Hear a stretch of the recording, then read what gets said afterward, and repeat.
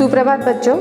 रिमझिम इस हिंदी पाठ्य पुस्तक के अंतर्गत आज हम पाठ 9 जिसका नाम है चिड़िया की बच्ची, इस विषय का अध्ययन करेंगे। माधव दास ने अपनी संगमरमर की नई कोठी बनवाई है। संगमरमर का मतलब एक तरह का चिकना और चमकदार पत्थर जिसका नाम है संगमरमर। उसके सामने बहुत सुहावना बगीचा भी लगवाया है। उनको कला से बहुत प्रेम है।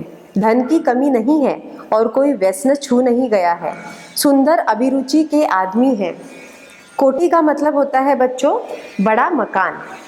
सुहावना मतलब मनभावन। अभिरुचि का मतलब होता है दिलचस्प। मसनद का मतलब क्या होता है तो तकिया।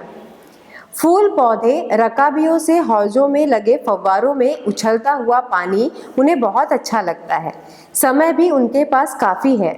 शाम को जब दिन की गर्मी ढल जाती है और आसमान कई रंग का हो जाता है, तब कोठी के बाहर चबूतरे पर तख्त डलवाकर मसनद के सहारे वह गलीचे पर बैठते हैं और प्रकृति की छटा निहारते हैं। मसनद का मतलब होता है तकिया। गलीचा का मतलब होता है कालीन। मित्र हुए तो उनसे विनोद चर्चा करते हैं, नहीं तो पास रखे हुए फर्शी हुक्के की सटक को मुंह में दिए ख्याल ही ख्याल में संध्या को स्वप्न की भांति गुजार देते हैं। ख्याल का मतलब विचार होता है और स्वप्न का मतलब सपना होता है। आज कुछ बादल थे, घटा गहरी नहीं थी। धूप का प्रकाश उनमें से छन छन कर आ रहा था। माधवदास मसनद के सहारे बैठे थे। उन्हें जिंदगी में क्या स्वाद नहीं मिला है, पर जी भरकर भी कुछ खाली सा रहता है। इस पाठ में लेखक कहना चाहते हैं माधवदास जो है वे एक बहुत धनी व्यक्ति थे। उन्होंने आलीशान कोठी बनवाई थी। उनके घर के सामने एक सुंदर बगीचा भी लगवाया था और वे कला के प्रेमी हैं। उन्हें कोई बात बुरी नहीं है, उन्हें कोई भी बुरी आदत नहीं थी। वे दिल के और मन के बहुत अच्छे थे। उनके पास खाली समय भी बहुत रहता था। अक्सर शाम के समय बाहर चबूतरे पर तख्त डलवाकर मसनद के सहारे मतलब तकिए के सहारे गलीचे पर बैठकर प्रकृति की छटा को वे निहारते रहते थे। ऐसे ही एक शाम उन्होंने एक नन्ही चिड़िया को अपने बगीचे में लगे गुलाब की डाली पर आकर बैठते देखा। उस दिन संध्या समय उनके देखते देखते सामने की गुलाब की डाली पर एक चिड़िया आन बैठी। चिड़िया बहुत सुंदर थी। उसकी गर्दन लाल थी और गुलाबी होते होते किनारों पर जरा सी नीली पड़ गई थी। पंख ऊपर से चमकदार स्याह थे। उसका नन्हा सा सिर तो बहुत प्यारा लगता था और शरीर पर विचित्र चित्रकारी थी। चित्रकारी मतलब चित्र थे। चिड़िया को मानो माधवदास की सत्ता का कुछ पता ही नहीं था। सत्ता मतलब उनके धन संपत्ति का। और मानो तनिक देर का आराम भी उसे नहीं चाहिए था। तनिक मतलब थोड़ा सा। कभी फुदकती थी। वह खूब खुश मालूम होती थी। अपनी नन्ही सी चोंच से प्यारी प्यारी आवाज निकाल रही थी। माधवदास को वह चिड़िया बड़ी मनमानी लगी। मनमानी मतलब अपने मन का काम करने वाली। उसकी स्वच्छंदता बड़ी प्यारी जान पड़ती थी। स्वच्छंदता मतलब स्वतंत्रता। कुछ देर तक वह उस चिड़िया का इस डाल से उस डाल तक थिरकना देखते रहे। इस समय वह अपना बहुत खुश भूल गए। उन्होंने उस चिड़िया से कहा, आओ तुम बड़ी अच्छी आई। यह बगीचा तुम लोगों के बिना सूना लगता है। सुनो चिड़िया, तुम खुशी से यह समझो कि यह बगीचा मैंने तुम्हारे लिए ही बनवाया है। तुम बेखटके यहाँ आया करो। बेखटके मतलब बिना किसी डर के।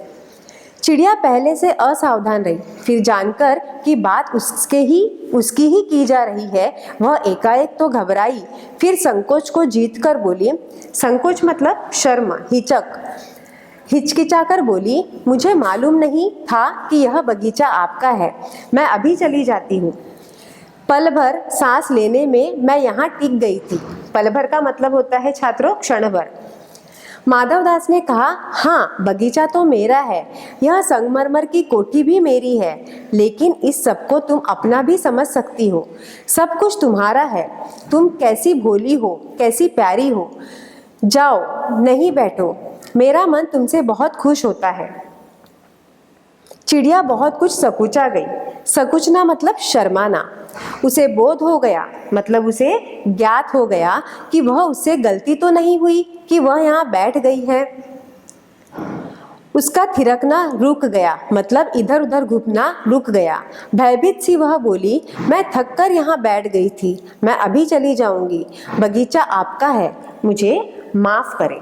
अब यहाँ पर लेखक कहने लगे कि उन्हें शाम को, जब वे बगीचे की प्रकृति को निहार रहे थे, तब उन्हें शाम को एक नन्ही चिड़िया उनके बगीचे में दिखी, जो लाल गुलाब की डाली पर आकर बैठ गई थी।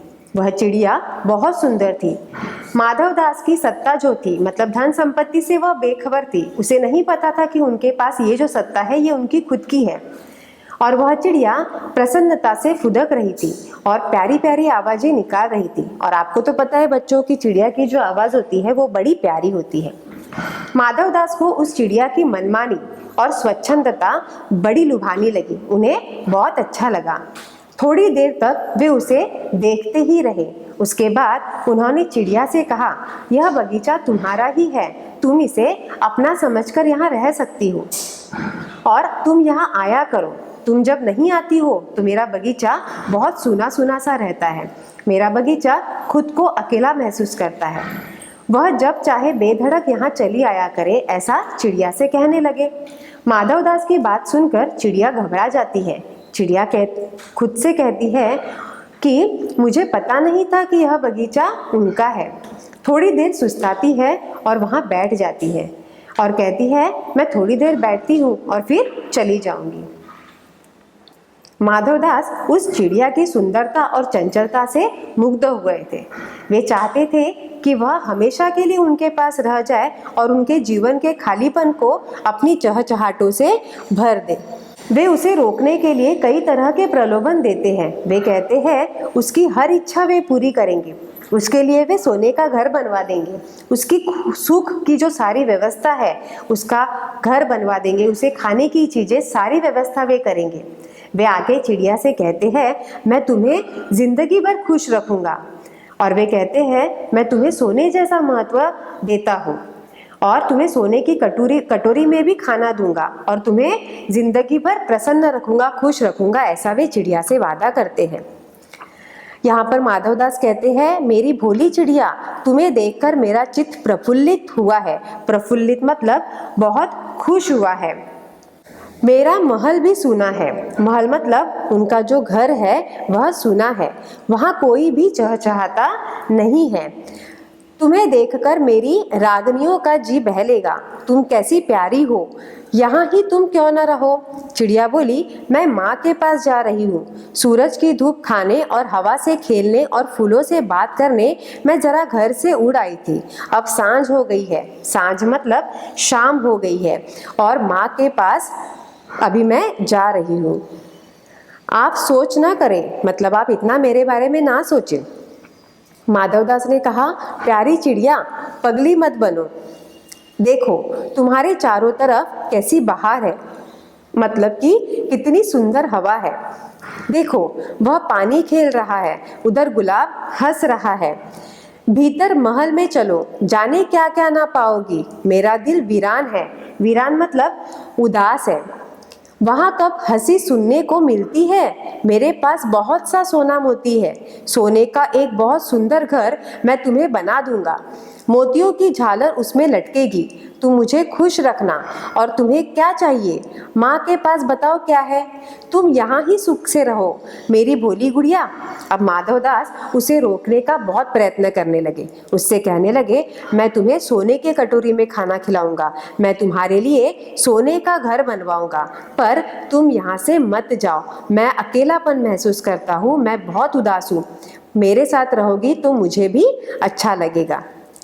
चिड़िया इन बातों से बहुत डर गई। वह बोली, मैं भटक कर तनिक आराम के लिए इस डाली पर रुक गई थी। तनिक मतलब थोड़ा सा। अब भूल कर भी ऐसी गलती नहीं होगी। वह बहुत बार बार डर रही थी। उसे ऐसा लग रहा था मानो यह जो माधवदास है ये जानबूझकर तो ऐसा नहीं कह रहे हैं। अभी यहाँ से उड़ जा रही हूँ। तुम्हारी बातें मेरी समझ में नहीं आती है। मेरी माँ के घोंसले के बाहर बहुतेरी सुनहरी धूप बिखरी रहती है। मुझे और क्या करना है? 2 दाने माँ ला देती है और जब मैं पर खोलने बाहर जाती हूँ तो माँ मेरी बाट देखती रहती है। बाट मतलब इंतजार करती रहती है। मुझे तुम और कुछ मत समझो, मैं अपनी माँ की हूँ। अब वह चिड़िया जिसे माधवदास बहुत रोकने का प्रयत्न करते हैं, तो वह चिड़िया उन माधवदास से कहने लगती है कि तुम मेरे बारे में गलत सोच रहे हो। तुम मुझे कितना भी सोने का घर दो, कितने भी सोने के कटोरी में मुझे पानी दो, पर मैं यहाँ से थोड़ी देर के बाद उड़कर अपनी माँ के पास जाऊँगी। मुझे मेरी माँ ही चाहिए और मैं सिर्फ मेरी माँ की हूँ, मैं और किसी की नहीं हो सकती। ऐसा वह चिड़िया माधवदास से कहने लगी। माधवदास ने कहा, भोली चिड़िया, तुम कहाँ रहती हो? तुम मुझे नहीं जानती हो। चिड़िया, मैं माँ को जानती हूँ, भाई को जानती हूँ, सूरज को और उसकी धूप को जानती हूँ, घास, पानी और फूलों को जानती हूँ। महामान्य, तुम कौन हो? मैं तुम्हें नहीं जानती। माधवदास, तुम भोली हो चिड़िया, तुमने मुझे नहीं जाना, तब तुमने कुछ नहीं जाना। मैं ही तो हूँ सेठ माधवदास। मेरे पास क्या नहीं है? जो मांगो मैं वही दे सकता हूँ। अब माधवदास से वह चिड़िया कहने लगी कि मैं तुम्हें नहीं जानती, आप कौन हो मुझे नहीं पता, पर मैं सिर्फ मेरी माँ को जानती हूँ, मेरे भाई को जानती हूँ, मैं सूरज और उसकी धूप को जानती हूँ, मैं घास, पानी, फूलों को जानती हूँ। मतलब कि वह यह कहना चाहती है कि मैं सिर्फ निसर्ग को जानती हूँ, पर मैं इंसानों को नहीं जानती। तब माधवदास उस चिड़िया से कहते हैं कि मैं ही सेठ माधवदास हूँ और तुम्हें मुझसे क्या चाहिए? मेरे पास सब है, मैं तुम्हें सब देने के लिए तैयार हूँ। तुम्हें जो चाहिए मुझसे मांगो, मैं तुम्हें सारी चीजें दे सकता हूँ। तब चिड़िया उस माधवदास से कहती है, पर मेरी तो छोटी सी जात है, आपके पास सब कुछ है, तब मुझे जाने दीजिए। अब चिड़िया कहती है, जब आपके पास सब कुछ है तो आप मेरे पीछे क्यों पड़े हो? आप मुझे जाने दीजिए। माधवदास चिड़िया से कहते हैं, तू नीरी अनजान है, मतलब तू ना समझ है। मुझे खुश करेगी तो तुझे माला माल कर सकता हूँ।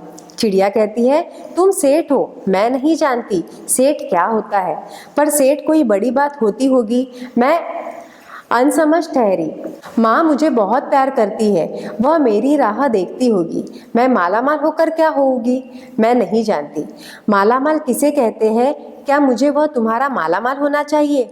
सेठ, अरे चिड़िया, तुझे बुद्धि नहीं है, मतलब तुझे अक्ल ही नहीं है। तू सोना नहीं जानती? सोना, उसी की जगत को तृष्णा है। तृष्णा मतलब उसी की तो लोगों को प्यास है, सोने के सिवा तो लोग रह ही नहीं सकते। वह सोना मेरे पास ढेर का ढेर है। तेरा घर समूचा सोने का होगा, मतलब तेरा पूरा घर जो है वह सोने का होगा। ऐसा पिंजरा बनवाऊंगा कि कहीं दुनिया में ना होगा, ऐसा कि तू देखती रह जाए। तू उसके भीतर थिरक फुदक कर मुझे खुश करियो, तेरा भाग्य खुल जाएगा। तेरे पानी पीने की कटोरी भी सोने की होगी। अब चिड़िया पहले कहती है कि तुम मुझे जानते हो पर मैं तुम्हें नहीं जानती हूँ। तुम सेठ हो पर मुझे नहीं पता सेठ क्या होता है। मैं इस बात से अनजान हूँ और मैं सिर्फ अपनी माँ से बहुत प्यार करती हूँ। और तुम जो बार बार मुझे कह रहे हो ना कि मैं तुम्हें माला माल कर दूंगा, मुझे तो माला माल का मतलब भी नहीं पता। ये माला माल क्या होता है? तब सेठ उससे कहने लगे कि अरे तुझे तो अक्ल ही नहीं है। मैं तुझसे बार बार कह रहा हूँ कि वह जो सोना है, यह सोना पूरे जगत को चाहिए। पूरी दुनिया सोने की प्यासी है और वही सोना मेरे पास बहुत सारा है। मैं तुझे सोने से लद दूंगा तो तेरे पास भी सोना ही सोना होगा। इवन तेरा जो पिंजरा है वह भी मैं सोने का बनाऊंगा। जिस कटोरी में तू पानी पिएगी वह भी सोने की होगी। यह सब माधवदास उसे कहता है। तब चिड़िया कहती है, वह सोना क्या चीज होती है? अब चिड़िया को तो पता ही नहीं सोना क्या है। सेठ कहते हैं, तू क्या जानेगी? तू चिड़िया जो है, सोने का मूल्य सीखने के लिए तुझे बहुत सीखना है। बस यह जान ले कि सेठ माधवदास तुझसे बात कर रहा है। जिससे मैं बात कर लेता हूँ उसकी किस्मत खुल जाती है। तू अभी जग का हाल नहीं जानती। मेरी कोठिया पर कोठिया है, बगीचों पर बगीचे हैं। सेठ अपनी बढ़ाई करने लगा। सेठ कहने लगा कि तुझे अगर सोना इसके बारे में जानना है तो उसके लिए तुझे सीखना होगा कि सोने का मूल्य क्या है। मैं लोगों से बात नहीं करता हूँ, पर मैं तुझसे बात कर रहा हूँ। मेरे पास बगीचों के बगीचे हैं, मतलब मेरे पास बहुत सारे बगीचे हैं, बहुत सारी कोठियाँ हैं। दास दासियों की संख्या नहीं है, मतलब मेरे पास अनगिनत दास दासियाँ हैं, पर तुझसे मेरा चित्त प्रसन्न हुआ है। चित्त मतलब मन। ऐसा वरदान कब किसी को मिलता है री चिड़िया, तू इस बात को समझती क्यों नहीं। माधवदास जो है वह चिड़िया से बार बार कहते हैं कि मुझे तुझ पर बहुत लगाव है, पर तू इस बात को समझ ही नहीं पा रही है। चिड़िया कहती है, सेठ मैं नादान हूँ, मैं कुछ समझती नहीं, पर मुझे देर हो रही है, माँ मेरी बाट देखती रहेगी। तो चिड़िया कहती है कि मैं नादान हूँ, मैं आपकी बातें नहीं समझ पा रही हूँ, पर मुझे अब देर हो रही है, माँ मेरी राह देख रही है। सेठ कहने लगे, ठहर ठहर, इस अपने पास के फूल को तूने देखा? यह एक है, ऐसे अनगिनत फूल है, ऐसे अनगिनती फूल मेरे बगीचों में हैं। वे भांति भांति के रंग के हैं। भांति भांति मतलब अलग अलग रंग के हैं, तरह तरह की उनकी खुशबू है। चिड़िया, मैंने तेरा चित्त प्रसन्न किया है और वे सब फूल तेरे लिए खिला करेंगे। वहाँ घोंसले में तेरी माँ है, पर माँ क्या है? इस बहार के सामने तेरी माँ क्या है? वहाँ तेरे घोंसले में कुछ भी तो नहीं है। तू अपने को नहीं देखती। कैसी सुंदर तेरी गर्दन, कैसी रंगीन देह। तू अपने मूल्य को क्यों नहीं देखती? मूल्य मतलब कीमत। मैं तुझे सोने को मंडकर तेरे मूल्य को चमका दूंगा। तैने मेरे चित्त को प्रसन्न किया है, तू मत जा, यही रहा। अब सेठ जो है उसे बार बार लुभाने का प्रयास कर रहा था। सेठ उससे कहने लगा कि तेरे पास तो एक ही फूल है, पर मेरे बगीचे में जो ये अनगिनती फूल है, यह सारे फूल तेरे लिए ही है। देख मेरे बगीचे में कैसे रंग बिरंगे अलग अलग प्रकार के फूल हैं, और ये सारे फूल तेरे लिए ही तो खिले हैं। तेरे घोंसले में सिर्फ माँ है, और वह माँ तुझे क्या देगी? मैं तुझे सारी चीजें दूंगा। तू देखती नहीं है कि तू कितनी सुंदर है। तेरी गर्दन तो देख कितनी सुंदर है। तेरा देह, देह मतलब शरीर, कितना सुंदर शरीर है तेरा। तू अमूल्य है। तुझे मैं सोने से लद दूंगा और सोने से चमका दूंगा। तूने मेरे चित्त को प्रसन्न किया है, मतलब मन को प्रसन्न किया है। तू यहाँ से मत जा। ऐसा वह सेठ उस चिड़िया से कहने लगा। चिड़िया सेठ से कहने लगी, मैं अपने को नहीं जानती, इतना जानती हूँ कि माँ मेरी माँ है और मुझे यहाँ देर हो रही है। सेठ, मुझे रात मत करो। रात में अंधेरा बहुत हो जाता है और मैं राह भूल जाऊंगी। चिड़िया उससे हाथ जोड़कर विनती करती है कि मुझे मत रोको, अभी बहुत रात हो जाएगी और रात को मैं मेरा रास्ता भूल जाऊंगी और मैं यहाँ से ना जा पाऊंगी। मुझे सिर्फ मेरी माँ चाहिए। सेठ कहने लगा, अच्छा चिड़िया, जाती हो तो जाओ, पर इस बगीचे को अपना ही समझो, तुम बहुत सुंदर हो। यह कहने के साथ ही सेठ ने एक बटन दबा दिया। उसके दबने से दूर कोठी के अंदर आवाज हुई, जिसे सुनकर एक दास झटपट भागकर बाहर आया। यह सब क्षण भर में हो गया और चिड़िया कुछ भी न समझी। सेठ कहते रहे, तुम अभी माँ के पास जाओ, माँ बाट देखती होगी, पर कल आओगी ना? कल आना, परसों आना, रोज आना। यह कहते कहते दास को सेठ ने इशारा कर दिया और वह चिड़िया को पकड़ने के जतन में चला। सेठ कहते रहे, सच तुम बड़ी सुंदर लगती हो। तुम्हारे भाई बहन है? कितने भाई बहन है? अब यहाँ पर सेठ ने एक उपाय सोचा। सेठ ने सोचा कि मैं इसे इतना रुका रहा हूँ, पर फिर भी यह रुक नहीं पा रही है। आखिरकार सेठ ने एक बटन दबाया और वैसे ही झट से एक दास भागकर बाहर आया और सेठ ने अपने इशारों से उसे कहा कि इस चिड़िया को अब तुम्हें पकड़ना है। और यहाँ इस तरफ सेठ उससे अपनी बातों में उलझा रहे थे। उसे सवाल पर सवाल किए जा रहे थे कि तुम बहुत सुंदर हो, तुम्हारे कितने भाई बहन हैं, ताकि चिड़िया उसके बातों में आ जाए। चिड़िया कहने लगी, 2 बहन 1 भाई, पर मुझे देर हो रही है। हाँ हाँ जाना, अभी तो उजेला है, 2 बहन 1 भाई है, बड़ी अच्छी बात है। यहाँ पर सेठ जो है वह चिड़िया को अपनी बातों में बहला रहा था, पर चिड़िया के मन के भीतर जाने क्यों चैन नहीं था।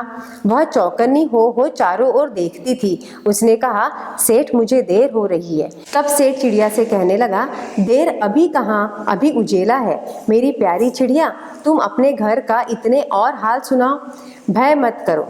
चिड़िया ने कहा, सेठ मुझे डर लगता है, माँ मेरी दूर है, रात हो जाएगी तो राह नहीं सूझेगी। सेठ कहने लगे कि अरे अभी तो उजाला है, तुम डरो मत, तुम घर चली जाओगी। चिड़िया कहने लगी, सेठ मुझे बहुत डर लग रहा है, मेरी माँ दूर रहती है और अगर रात हो गई तो मैं घर नहीं जा पाऊंगी। इतने में चिड़िया को बोध हुआ कि जैसे एक कठोर स्पर्श उसके देह को छू गया। वह चीख देकर चिचियाई और एकदम उड़ी। उसे कहीं तो भी ऐसा बोध हुआ, मतलब उसे ऐसा ज्ञात हुआ कि उसे कहीं तो भी स्पर्श हो रहा है, मतलब उसे कहीं तो भी कोई तो छू रहा है। और जैसे ही उसे ऐसा बोध हुआ, वह जोर से चीखी, जोर से चिल्लाई और वहाँ से उड़कर चली गई। नौकर के फैले हुए पंजे में वह आकर भी नहीं आ सके। तब वह उड़ती हुई एक सांस में माँ के पास गई और माँ की गोद में गिरकर सुबकने लगी, ओ माँ, ओ माँ। चिड़िया बहुत डरी हुई थी और जैसे ही उसने ऊंची छलांग ली, वह एकदम से बहुत दूर उड़ने लगी। नौकर ने उसे बहुत पकड़ने का प्रयत्न किया, पर वह नौकर के हाथ ना लगी और उड़ती हुई वह अपनी माँ के पास गई और माँ से बिलक कर वह जोर जोर से कहने लगी, माँ, ओ माँ। मतलब कि जब वह अपनी माँ के पास पहुँची तब उसे बहुत बड़ा सुकून मिला। माँ ने बच्ची को छाती से चिपटा कर पूछा, क्या है मेरी बच्ची, क्या है? पर बच्ची काँप काँप कर माँ की छाती से और चिपक गई। बोली, कुछ नहीं, बस सुबकती रही, ओ माँ, ओ माँ। मतलब बच्ची डरी हुई थी। जब बच्ची ने अपनी माँ को देखा तब वह सिर्फ माँ माँ कहती रही और बिलक कर रोती रही। बड़ी देर में उसे ढाढ़स बंधा और तब वह पलक मीच उस छाती में ही चिपक कर सोई, जैसे अब पलक न खोलेगी। वह जो बच्ची थी वह अपनी माँ से बिलक कर, ढाढ़स मतलब हिम्मत, बड़ी हिम्मत से उसने अपनी माँ को जोर से पकड़कर चिपक कर वह अपनी माँ की छाती से बिलक कर सो गई। मानो ऐसा लग रहा था कि वह अपनी आंखें ही अब खोल ना पाएगी, इतनी वह डरी हुई थी। तो यहाँ पर इस लेखक ने एक जो पक्षी है जिसे हम स्वतंत्रता देना चाहते हैं, तो इस तरीके से लेखक ने इस पाठ से हमें यह सीख दी है कि हमें किसी भी जानवर हो या किसी भी प्राणी हो, उन्हें हमें नहीं छेड़ना चाहिए। वो जैसे अपना व्यवहार करते हैं उनके मन मर्जी से हमें उनका कार्य करने देना चाहिए। यहीं पर हमारा पाठ समाप्त होता है। धन्यवाद।